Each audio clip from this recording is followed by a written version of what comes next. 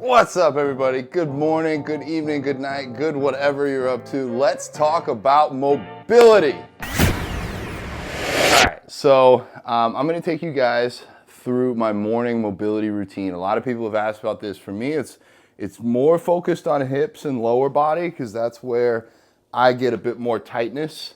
I do have a couple props for this video. We got this little small, I don't even know what it's called, kind of pressure point foam roller thing. And then I got a traditional foam roller in the back behind me, but I actually have really gravitated towards this one. So there is a link for this on my Amazon page. If you need that, shoot me a message. It was like 25 bucks, but I really like it. It digs in nicely into areas like glutes, adductors, even quads. Oh, quads, it kind of hurts. So this is what I normally start with. I start with the ball just to get some blood flow, break up any scar tissue, any fascia that's needing to get moved around. And so I'll start with a glute and really just kind of rock back and forth and work into it. I normally don't have a shirt on for this, but I wanted to have the mic on, so my shirt's getting caught in there. But really just do this as needed, 30 seconds, 60 seconds. And then once you're done with that glute, I'll usually just kind of go ahead and do the outer side of this quad. So I'll move it over here. If this is your first time, this, just like this, is probably enough. Almost all your weight still on your glute, just moving around on the ball, not even really doing anything, because this is much, much more intense than a foam roller. So if you're ready for the next level, I'll kind of like lean into it. And even right now, I've already done this once this morning, but demonstrating for you guys, there's still some knots that I missed. So you'll do then the other side. And I don't think the order matters so much. It's more of getting that movement and doing this. I've noticed too, like my veins in my legs will start to pop out. It's kind of cool. Like it actually does get some blood flow in there and help me, especially like if you've done legs the day before, this is just going to be a big game changer in my eyes. So once I finish my glutes and kind of my outer quads, then I'll just take the ball, I'll roll over, I'll place it on the floor. And so you're not gonna be able to see it, but the ball's on the floor and I'm gonna have it work into like my upper hip area here. That was like the area, actually it was this one that I injured. So I wanna keep this loose. I wanna keep some movement in there, blood flow, and then I'll just put my whole body weight onto the ball. Now I do two things. Put my body weight onto the ball and my other leg comes out kind of like frog-legged, because that allows me to do two things at once. I'm always trying to multitask. I'm now stretching this hip while I'm foam rolling on my right. So my left one's getting a pretty solid stretch. Right one, I'm getting in there pretty deep. Kind of looks like you're humping the floor, but who cares? If you feel better, I say go for it. Once I've gotten this rolled out, I'll kind of like crawl forward a little bit and do a little bit more from my kind of middle to inner quad, because we already did the outer side.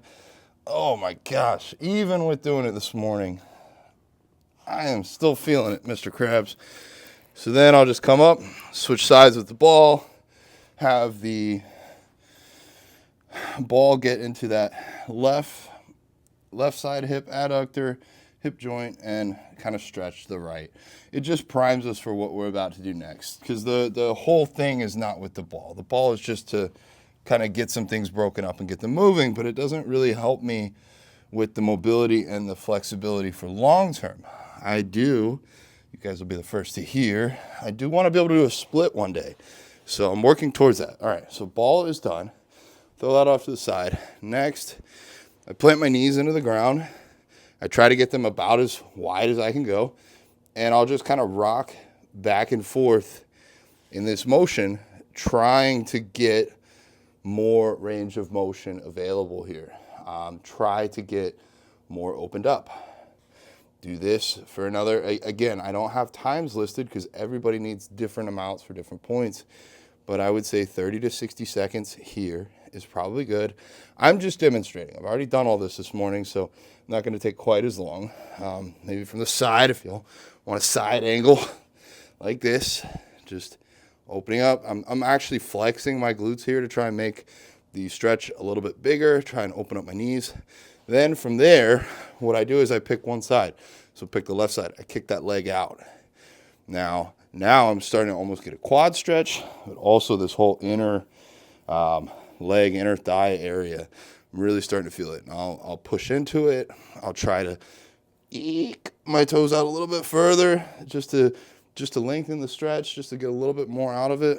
Once, maybe move around a little bit, whatever you can lean into that stretch and try to make it hit just a little bit harder. Once I've done that one, I'll just whoop, put a little switch on it, go to the other side. So I do this every morning. I found that I lie to myself. I used to say I would do it post-workout. I used to say I'd do it some other time in the day. But if I don't do it first thing in the morning, it doesn't happen. Once I get done with those, then I might move into glutes. So we already got this leg propped here. Pigeon pose, if you've ever done yoga. Basically, you just kind of lean into this leg, have it shot out at like a 90-degree angle, and that stretches this glute. So my left glute is really getting a stretch right now. It's feeling really good. Opening up. Do that. Then obviously, I want to do both sides. So get set up for the other one, like so. And really like try to relax while also leaning into these. You want to be progressing here, just like anything else. In the gym, you're trying to get stronger. Here, we're trying to open up little bits more ranges of motion that we can flex into. So from here, I might, depending upon the day, I might jump into some quads. There's a couple different ways you can do quads. You can just sit on your ankles, basically, like this. What I'll sometimes do is I'll open up a little bit wider and just kind of go back and forth. That seems to work well for me. If you want to get a little bit of a deeper quad stretch, then I have this one where you kind of stay, keeping your weight on this one. You kick that other leg out.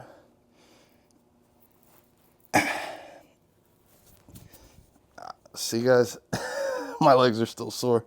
And then you can kind of, this all stays the way it was, but then you can lean back.